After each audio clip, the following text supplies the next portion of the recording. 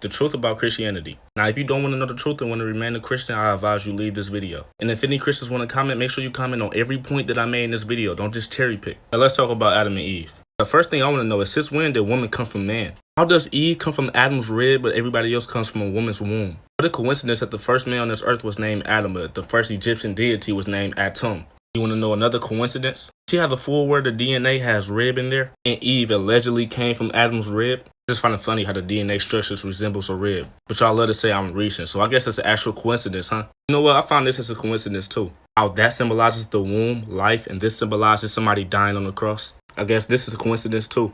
It's crazy how Virgo in Latin is virgin.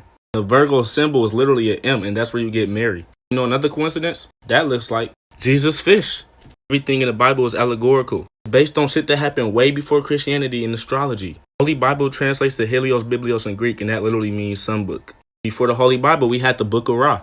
Speaking of Ra, I want y'all to pay attention to that sun on top of his head. Now, Ra was the sun god of Egypt. Just look at how every painting of Jesus has a sun on the back of his head and not on the top like Ra, the sun god of Egypt. It took sun god and reversed it to the son of God. Jesus is just the sun.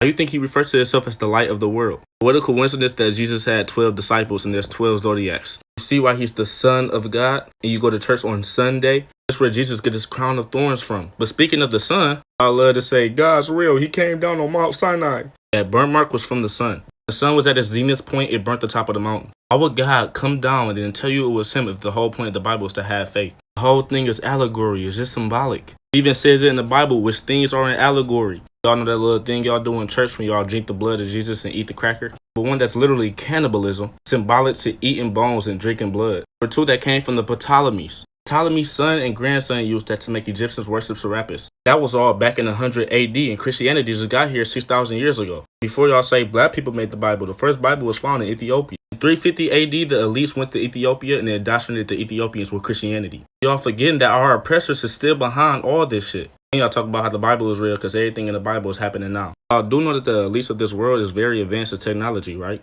Inside the laboratory, Gary Wolf and Russ Snow have made a completely new species of locust that is genetically engineered to eat insects and destroy crops. The irresistible scent makes locusts swarm, steady finds. And they tell y'all in the Bible that the locusts gonna swarm.